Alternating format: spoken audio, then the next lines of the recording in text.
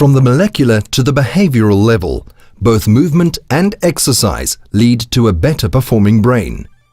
We explore the neuroscience behind the concept through 5 insights. First of all, movement is life. Our ancestors on the plains of Africa covered large distances in their daily search for food and water. Men walked up to 20 kilometers and women around 12. And even though we have successfully adapted to thousands of years of an ever-changing environment, we still need far more movement than most of us get in a typical day. For our brains to function at their best, we need to move as much and as often as possible. Do you have a gym session or an hour-long exercise class later today? Great! But keep in mind, while exercise is the foundational driver of optimal brain performance, daily movement at every opportunity is the key to a longer, better life. Formal exercise should simply amplify the benefits of daily movement and not become the substitute for a lack of movement.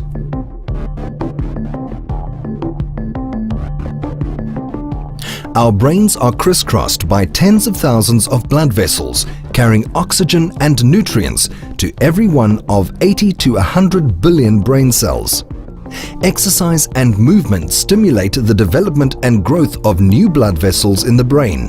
Blood vessels that are especially needed in areas where brain cells are increasing and expanding. The physiological process that keeps the brain fueled with oxygen and glucose is called angiogenesis. Very much like horsepower in a car engine, it ensures that your brain is ready to meet any challenge. Exercise and movement spark the process. In short, to think on your feet, get on your feet.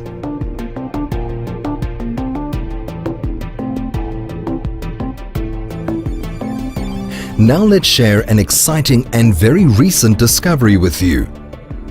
For many years, neuroscientists believed the electrically active brain cells called neurons are not replaced when they die. The great news is that we now know this is not the case.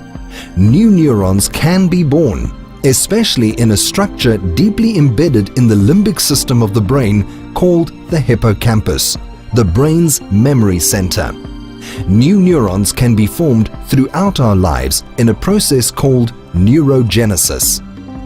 Remember also that exercise promotes the formation of new neurons, especially in the hippocampus. It seems to do this by moving the brain and body into a relaxed physiological state and by increasing the release of growth factors, chemicals that promote development of new neurons.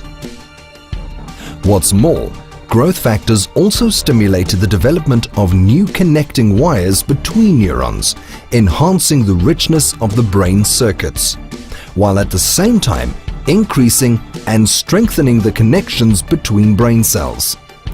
Science now demonstrates enhanced secretion of certain growth factors during exercise. This happens especially during intervals of high-intensity training.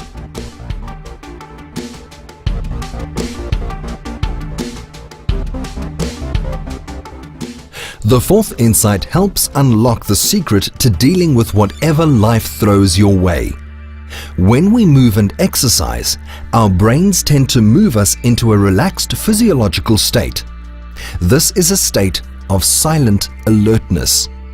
Bodily functions are at their best, and we are conserving energy. Blood pressure and heart rate are low, and we are in a good state of health. While we remain relaxed, our brains are being regulated by the prefrontal cortex, the most sophisticated region of the brain. This means we are also able to solve problems at the most sophisticated level. We are ready to operate at our cognitive best and respond to challenges with an acute stress response, the good type of stress that enhances brain performance.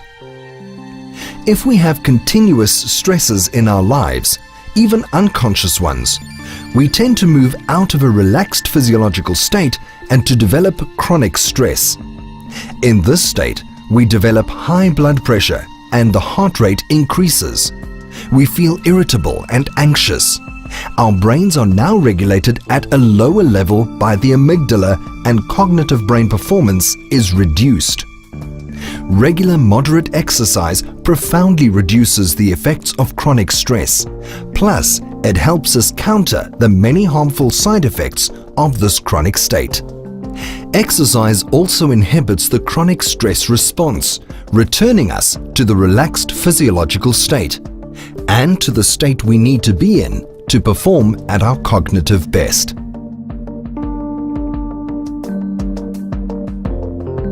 Do you want to enjoy all the benefits of exercise but are concerned that you don't have the motivation? Well, your brain is on your side. High-intensity movement can sometimes be a painful experience. But after only 30 minutes, the brain seemingly does at least two different things. First, a small gland in the center of the brain called the pituitary gland, under the influence of the hormone-regulating hypothalamus, secretes endorphins. These are morphine-like chemicals that bind on pain receptors, reducing the discomfort we would otherwise feel. The result? We are more motivated to keep exercising. The second motivator comes from endocannabinoids, a substance that affects the brain much the same as cannabis. It binds on receptors in the reward system where goal-directedness works, enhancing the release of dopamine, the brain's reward neurotransmitter. So when you exercise, your brain enhances dopamine secretion, giving you a higher sense of achievement and motivating you to do it again. Both endorphins and endocannabinoids also promote a positive mood, reduce feelings of depression, all while enhancing a sense of clarity. These effects can last hours after your exercise session. To summarize, the human brain evolved under conditions of almost constant motion. That's why exercise yields many brain benefits. But remember, formal exercise is not a substitute for lack of movement. It should simply amplify the benefits. Exercise and movement act directly on the molecular machinery of the brain itself. It fuels two important brain-boosting processes, namely angiogenesis, the flow of oxygen and glucose, and neurogenesis, the formation of new neurons. Also, exercise and movement increase our neurons' resistance to chronic stress. Your brain is brilliantly designed. After only 30 minutes of exercise, it produces endorphins and endocannabinoids, natural neurochemicals that ease your pain and elevate your mood. So, once you start to move and exercise, you don't want to stop.